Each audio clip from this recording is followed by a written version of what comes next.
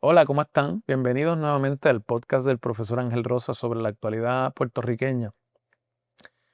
Quiero, antes de empezar, pedir disculpas. Hemos estado unos días alejados del podcast porque nos tomó el fin de semana del huracán o de la amenaza del paso cercano del huracán Erin, unos problemas de suministro eléctrico aquí donde grabamos. Y bueno, pues eso nos mantuvo un poco alejados de poder subir algunos episodios que hubiésemos querido ese fin de semana. Pero aquí estamos nuevamente y vamos a continuar. Agradezco que sigan aquí. De hecho, ayer hablaba con una amiga cuya hermana vive en la ciudad de Chicago y por primera vez vio un podcast nuestro y le gustó mucho el tono con que lo discutimos, el estilo, y lo estaban compartiendo en el chat familiar. Así que hagan como ella y ayúdennos a seguir diseminando el contenido de esto que hacemos con mucha esperanza de que nuestras discusiones puedan ser de provecho para entender la realidad puertorriqueña.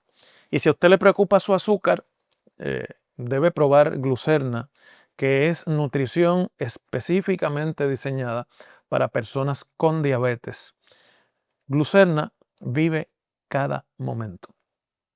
Y con el auspicio de Glucerna vamos al tema de hoy. El Instituto de Libertad Económica, que es una organización conservadora de corte libertario que se ha fundado en Puerto Rico, publica un estudio sobre los impuestos y la carga impositiva que se paga en Puerto Rico. Le han puesto a ese estudio el título de Los impuestos en Puerto Rico, estructura, carga tributaria y comparación con Estados Unidos. Es una especie de análisis de la cantidad y diversidad de arbitrios, impuestos de todo tipo que se pagan en Puerto Rico y contribuciones versus lo que sería el equivalente de esas obligaciones en los estados de la Unión. La primera eh, conclusión que hacen el economista Edwin Ríos y el investigador del instituto Ángel Carrión Tavares es que en Puerto Rico, cuando usted analiza los impuestos estatales y municipales que se pagan, eh, paga más, los puertorriqueños pagamos más que todos los 50 estados de la Unión. La imposición contributiva de taxes estatales y municipales en Puerto Rico, repito, según este estudio, sobrepasa la de todos los estados de la Unión.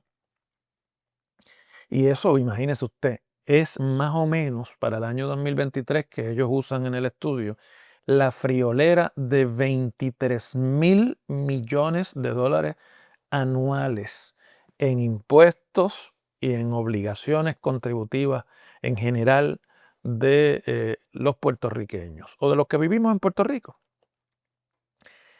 Sépase que eso es casi el doble del presupuesto de Puerto Rico que proviene de fondos estatales. O sea que estamos diciendo que la carga en Puerto Rico es una de las más altas, no de los Estados Unidos, yo diría que del mundo, solamente quizás comparable con Europa, los países más desarrollados de Europa, los que tienen gobiernos altamente de corte intervencionista en la economía. Es decir, que en Puerto Rico pagamos una cuarta parte del Producto Nacional Bruto, se paga en impuestos. Imagínese usted, con razón es tan difícil subsistir. Ahora, es interesante porque el estudio que ellos hacen no analiza la carga contributiva federal que hay en Puerto Rico, aunque ellos dicen que quieren aclarar la falacia de que en Puerto Rico no se pagan impuestos federales. Que lo que no se paga en Puerto Rico, como hemos dicho ya aquí en este podcast, son impuestos federales sobre el ingreso, o sea, income tax federal, no se paga en Puerto Rico, pero se pagan otros taxes federales, como por ejemplo los que ellos llaman de nómina, lo que aportamos nosotros los trabajadores a nuestro seguro social y a nuestro Medicare, y lo que pagan los patronos también para aportar a esos mismos potes. Ellos lo clasifican como un impuesto de nómina y en efecto lo es, y es federal. También dicen que se pagan casi 1.300 millones de dólares de otro tipo de impuestos federales que no describen, o por lo menos en el artículo de prensa que yo leí no lo describen, pero que uno puede suponer que se trata de la empleomanía del gobierno federal en Puerto Rico. Deben ser como unos 30,000 personas que sí pagan impuestos federales sobre el ingreso porque son empleados del gobierno de los Estados Unidos. Y eso todo totaliza unos 5,000 millones de dólares en impuestos federales. ¿Por qué me meto en el tema de los impuestos federales? Además de que ellos hacen sobre eso un apartado de análisis. Bueno, pues porque en el estimado que ellos están calculando de lo que nosotros pagamos aquí, ellos están diciendo que nosotros pagamos más impuestos federales más impuestos, perdón, que cualquier estado de la Unión. Pero es cuando se compara la tasa de impuestos estatales y municipales que se paga en Puerto Rico versus la tasa de impuestos municipales y estatales que se paga en los Estados Unidos.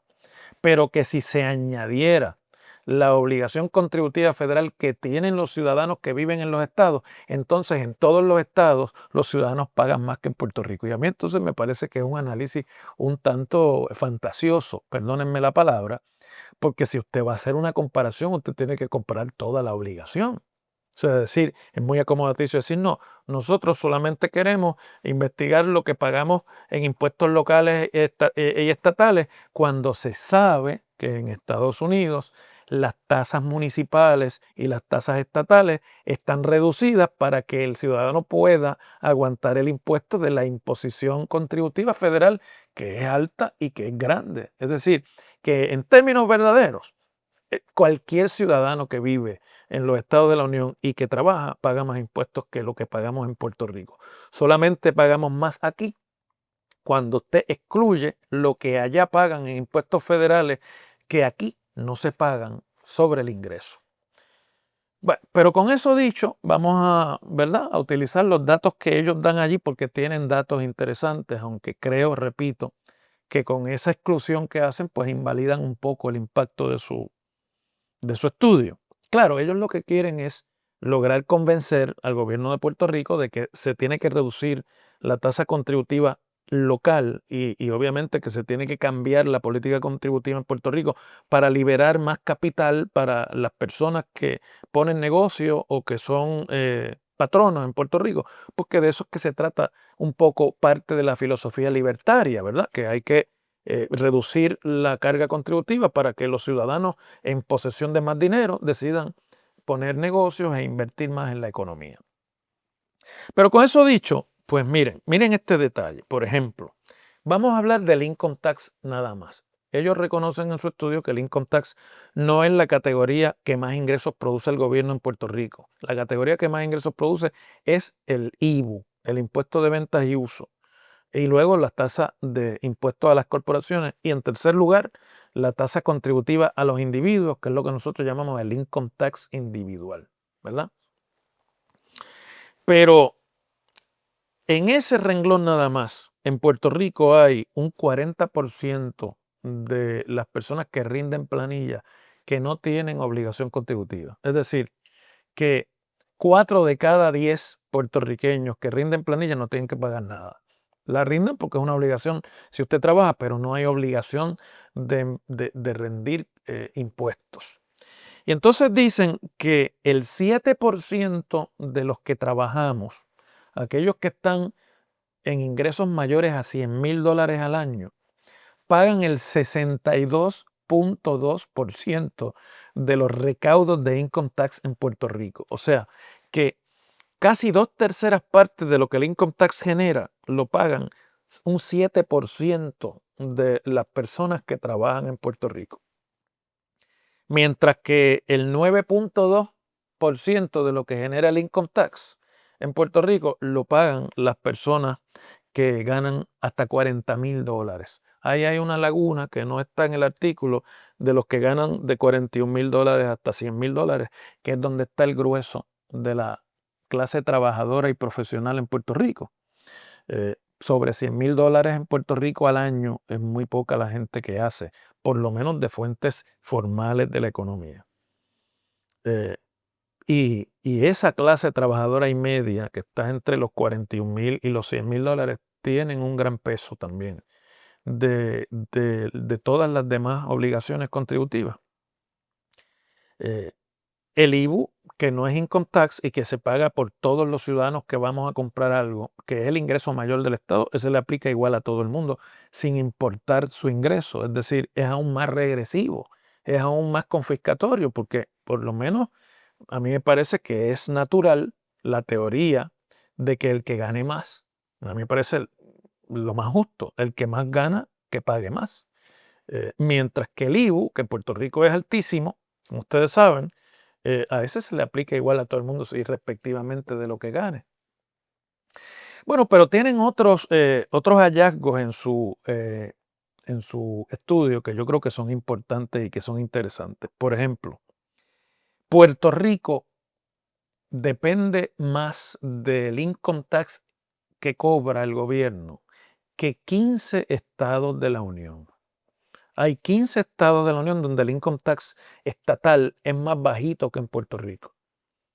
Pero eso excluye la realidad de que, por ejemplo, de esos 15 hay 9 que no tienen sistema de income tax ninguno, no pagan income tax usted si vive en esos estados, pero tienen un régimen de contribución sobre la propiedad que es mucho más alto que Puerto Rico y del cual se derivan mucho más ingresos, un porcentaje mayor del ingreso de esos estados. Es decir, que si nosotros queremos bajar la tasa contributiva sobre el ingreso, tenemos que considerar que tenemos que subir otras tasas, como la tasa de propiedad, que en Puerto Rico está inclusive alguna de ellas exenta por primer hogar de pago de contribuciones. Primer hogar a tasación de 1954 de $15,000 o menos no paga contribuciones de propiedad en Puerto Rico. Todo esto yo no lo hago, no lo estoy haciendo para criticar, lo que pasa es que son lagunas, ¿no? Si nosotros de verdad queremos hablar de una reforma del sistema contributivo, tenemos que hablar de estos ajustes, porque no se puede desfalcar el ingreso del Estado y después sentarnos todos a pedir que el Estado tenga servicios buenos para esto, que el Estado tenga servicios buenos para la gente mayor, que el Estado tenga servicios buenos para los estudiantes en la escuela, para los menores de edad, porque todas esas cosas hay que pagarlas. Por lo tanto, si queremos, como yo sospecho que es parte de lo que ellos están planteando, aliviar la tasa contributiva sobre ingresos a las personas de clase media profesionales y a las personas que más dinero hacen para que puedan liberar más capital a la economía, pues entonces tenemos que buscar otras fuentes de ingresos que tienen que alterarse para sustituir ese ingreso, porque, vamos, el gobierno de Puerto Rico cuesta lo que cuesta, a pesar de sus ineficiencias, y aún así no es capaz de prestar los mejores servicios. Imagínense ustedes si lo sometiéramos a la austeridad de recortarle sus principales fuentes de ingreso, que es lo que mucha gente pensó que iba a resolver en los 9 años de junta fiscal que hemos tenido y que nos han resuelto. Como para concluir este vídeo, que sé que es un poco denso porque es el tema de los números, pero yo creo que esto lo tenemos que discutir si de verdad nosotros queremos no venderle falacias y hacerle creer a la gente que hay soluciones mágicas para los problemas y que todo el mundo tiene una fórmula de cómo todo va a ser mejor. Y al final todo el mundo quiere que todo sea mejor, que el servicio sea excelente, que la infraestructura sea excelente y que no haya que pagar. Y entonces, bueno, esa parte es la que como que no cuadra. Pero es interesante lo que ellos están planteando, porque si nosotros pagamos ese peso contributivo sin tener la obligación de impuestos federales sobre el ingreso, porque no somos Estado de la Unión, porque no nos hemos anexado a los Estados Unidos como otro estado más. Si Puerto Rico quiere y aspira a la estadidad, si no es un bluff de los líderes del PNP que hablan de igualdad y hablan de estadidad, pero no hablan de las consecuencias de esa igualdad y de lo que esa igualdad cuesta, y los que me ven en Estados Unidos pueden opinar, pues entonces tenemos que abordar el tema que este estudio no aborda, que es cómo se vería la obligación contributiva del puertorriqueño promedio, cuando entre en vigor el income tax federal que aplica en la estadidad. Porque entonces habría que plantearse una de dos cosas.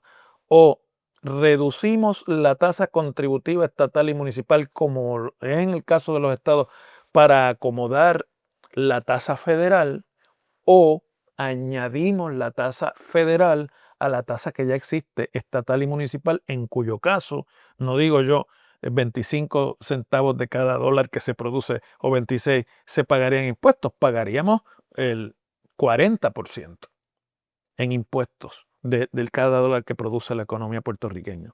Todo lo cual nos tiene que poner a pensar en cómo se vuelve insostenible un modelo de dependencia económica como el que Puerto Rico desgraciadamente ha caído. Porque lo que le planteo sobre la estadidad, lo que en realidad quiere decir es que con los números de nuestra economía hoy y con las realidades de la estadidad, que no es color de rosa únicamente, sino que cuesta, la paridad en fondos federales cuesta, la participación en programas federales que no aplican a Puerto Rico cuesta, y todo eso tiene que salir del bolsillo de los contribuyentes. Con toda esa realidad, en este momento, la economía puertorriqueña no aguantaría la anexión a los Estados Unidos, o las clases productivas serían gravadas en tal forma que se convertiría en insostenible vivir aquí. Por otro lado, si queremos entonces ajustar la tasa federal y bajar los impuestos locales, perdón, y los impuestos municipales, pues entonces, perdónenme, preparémonos para un gobierno local que cueste menos, que tenga menos servicios, y para municipios, muchos menos municipios de los que hay hoy o de los que se plantea que habría, y con menos servicios, porque no hay otra manera de balancear la ecuación. Yo creo que hay que aplaudir el informe y hay que darle la bienvenida al esfuerzo del Instituto de Libertad Económica, porque hay que abrir esta discusión no solamente para quejarnos de la cantidad de impuestos que se paga en Puerto Rico y que la gente con dinero tiene que pagar en Puerto Rico, sino para decirle a ustedes la verdad de cómo es que se financian las soluciones mágicas a los problemas de Puerto Rico bajo cualquiera de las fórmulas de estatus que se defiendan. Este tema obviamente tiene que ser objeto de más estudios y nosotros los vamos a discutir aquí.